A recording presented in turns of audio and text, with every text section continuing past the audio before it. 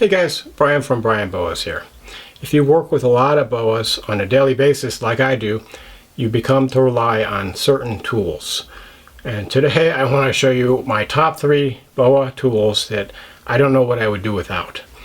And this is not an endorsement for any of these products. I don't get paid any money from any companies to do these types of things. And this isn't even about a specific product from a specific company. It's only about the type of tool. So again, these are my top 3 tools that make boa keeping much easier than it would be without these tools. So if you don't have these tools, I would recommend that you go out and get them if you want your life around your boas to be a lot easier. Probably comes as no surprise that my first tool is the snake hook. And this is my snake hook.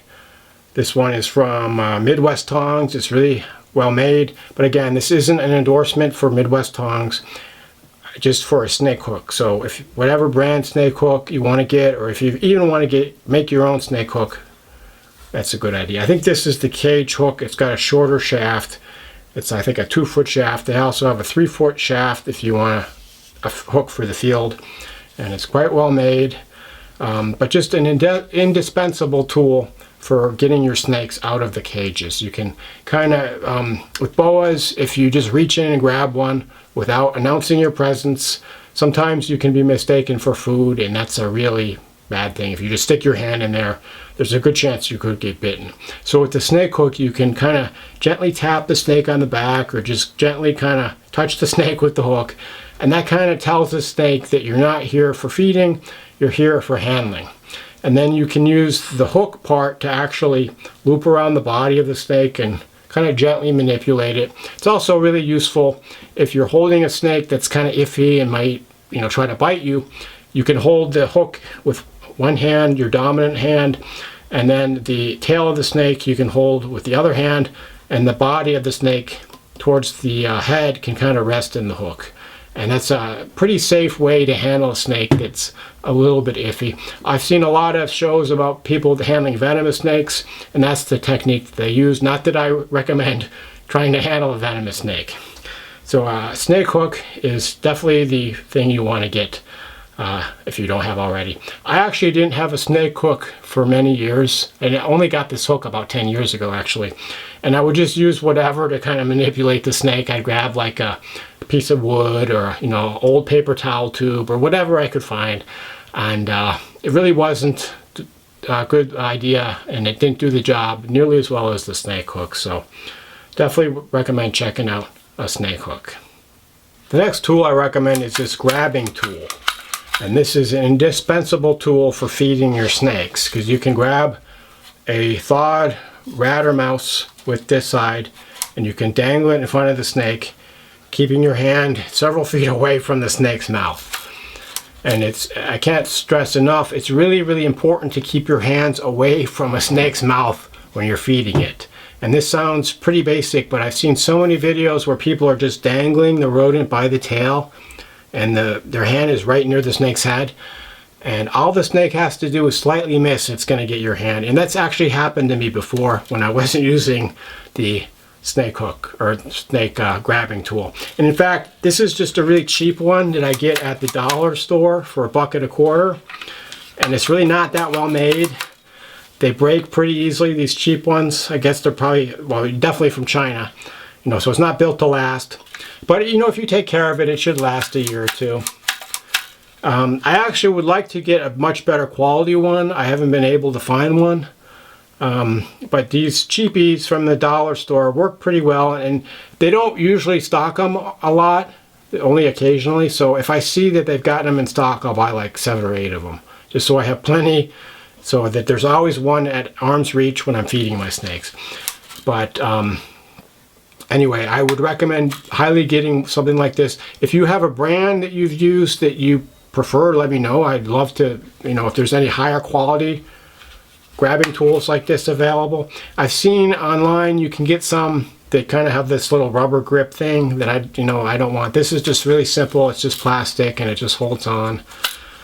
The problem is that the parts are really cheap, and after you keep squeezing it like this, it puts wear on the internal part and it just snaps. It's really poorly made.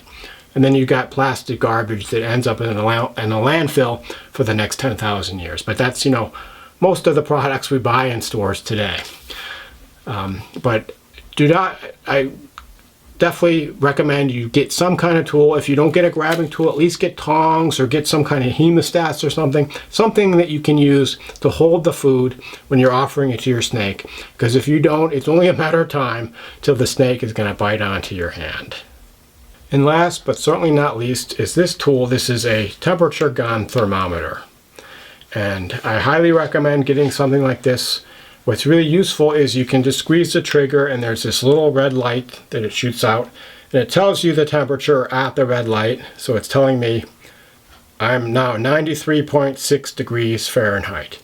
You can also, it's got a Celsius conversion. I'm 34.6 Celsius on my hand. But it's really useful to, you can shoot this at your snake. You can tell the temperature of the snake itself. When you have gravid females, it's really useful to see what temperature they're reading at, because if a boa looks gravid and she's only reading like 80, 81, odds are she's not gravid. But if she's reading like 86, 87, 88, there's a good chance she's gravid. So there is a correlation between the temperature that a snake rests at and whether it's gravid or not, assuming you have the right temperature conditions in your enclosure. And this is really useful when you're setting up the enclosures, because you can tell the temperature right at the hot spot on top of the substrate. Some keepers will make the mistake of setting a temperature on their thermostat for, let's say, 88 degrees, and then they don't bother checking the actual temperature. The temperature on the thermostat is rarely the temperature that's in the cage. So typically you'll have the probe for the thermostat located underneath the enclosure, because you don't want to put it in the enclosure. So the temperature in the enclosure is actually a few degrees less, especially if you have substrate that the snake is sitting on top of.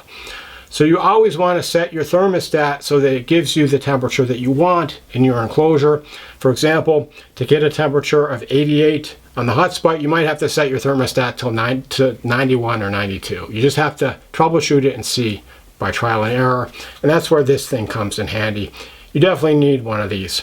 And in fact, I use this whenever I'm doing my routine maintenance, cleaning snake cages. I always go and I check the temperature at the hot spot just to make sure that it's in the right range. I will also typically use it right on the heat tape that I have underneath my enclosures. I can check the heat tape directly, which is a good idea as well. And it's really good when you're setting up an enclosure to have one of these things. So again, I'm not endorsing any specific brands. There are lots of these things available. You can get them at your local hardware store or online. Just pick one up. It's something that you definitely need when you're working with your boas and setting up their enclosures. So those were the 3 indispensable tools that I depend on for working with my boas. Let me know what you think. And if there's any additional tools that you work with that are indispensable, please let me know. Write them in the comments below. This would be great for the viewership to have. Anyway, thanks for watching and enjoy your boas.